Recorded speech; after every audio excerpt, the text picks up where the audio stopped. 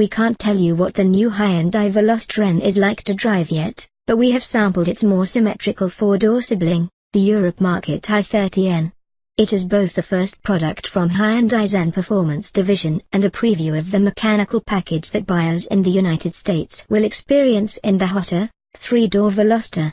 The omens are good for anyone waiting for an old-fashioned performance hatchback, one that doesn't leaven its excitement with an excess of character-sapping refinement. Although its thrills are amusingly basic, the i30N also offers an almost unprecedented level of user adjustability. On its steering wheel are two mode selection buttons. The left one gives access to normal, sport, and eco modes, the last of which we doubt that owners of a 271 horsepower hot hatch will select often.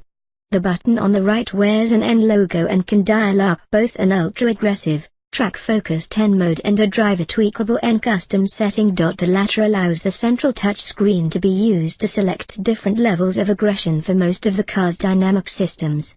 While the search for the perfect combination may well be never-ending, that need not diminish the enjoyment of a rapid, unpretentious performance hatchback. The European i30 hatch is effectively a real Ultra GT, and much of the i30N's hardware is the same as that in the upcoming Veloster N. Both cars share a turbocharged version of the company's 2.0-liter inline-4, a member of the Theta engine family. Two power outputs are available, both splitting the difference between the Volkswagen GTI and Golf. The standard i30N has 247 horsepower while the i30N performance version has 271, the brawnier model also gaining 19-inch wheels instead of the standard 18s, fractionally bigger brakes, and the aforementioned electronically controlled limited slip differential and active variable exhaust system. The only transmission choice for now is a 6-speed manual, and, as with the 306 horsepower Honda Civic Type R, performance is delivered through the front wheels only.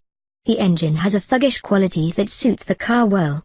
Boost arrives late and hard, its low rev anemia turning to a full-blooded surge with a pulse spiking suddenness.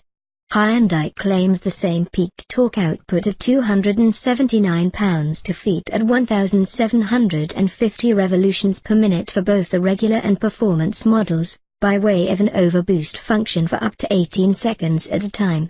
Short of trying to climb a long, steep hill, it would be hard to encounter that limit.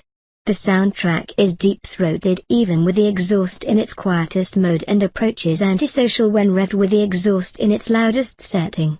The engine spins freely to its 6,000 revolution per minute horsepower peak and continues slightly less willingly to the rev limit 750 revolutions per minute later. Sequential upshift LEDs are integrated into the top of the instrument cluster to encourage harder applications of stick.